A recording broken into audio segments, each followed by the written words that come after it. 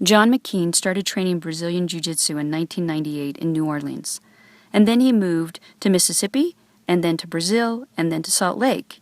He did this so that he could train with some of the most elite individuals in the Brazilian Jiu Jitsu realm. While he was in Utah and had only been here for a few months, his undaunted nature and work ethic was noticed, and he, along with a handful of other dedicated fighters, were welcomed into the early days of the project known as Jim Jones, a project and now a gym owned and operated by Mark and Lisa Twight.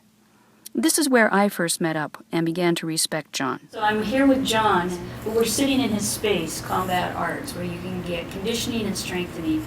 And there's a whole lot more to the business athlete than just what they do. There's a whole story of how they got here.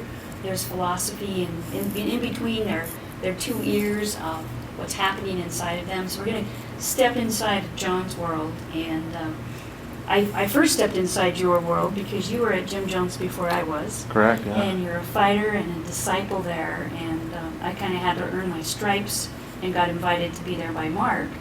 And so we were there bonding even when we weren't necessarily in the same groups. Right. Because we were sharing the same space, and there's just something about sharing space with someone that when you sweat together, when you are pushing yourself to certain limits, and you see that happening when you're training side by side, even if you're in different training groups, there's a bonding that occurs. And I'd love you to talk about that even to the fact that combat. Right. Well, it all goes back to emotions, basically, right? So if we're going through a hard workout or a hard sparring session, I mean, it's just that you are full of emotions. There's the ups and there's the downs and there's the everywhere,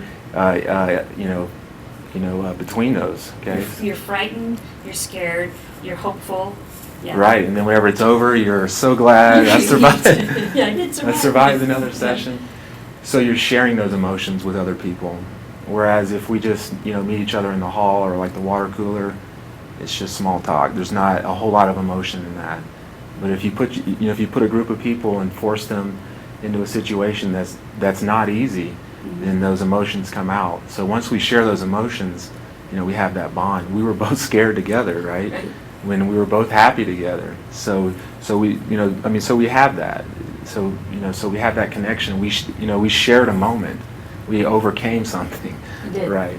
So and then secondly with Brazilian Jiu Jitsu, it's with working out, it's me against the weights, or it's me against the Air9, right?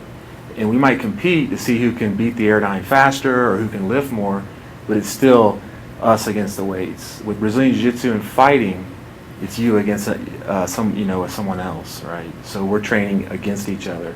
So there's a different feel to it. I mean, I've thought about it a lot. It's kind of hard to explain. There's more like a spirituality or like an emotional spirituality connection whenever you're actually training with somebody. And with Jiu-Jitsu and fighting and even self-defense, I mean, you're talking about it's pretty serious stuff. I mean, of course, you're not trying to hurt each other, and it's all, it's all training, but it's, there are, joint locks and chokes and throws and stuff like that. So it is very, it can be very serious.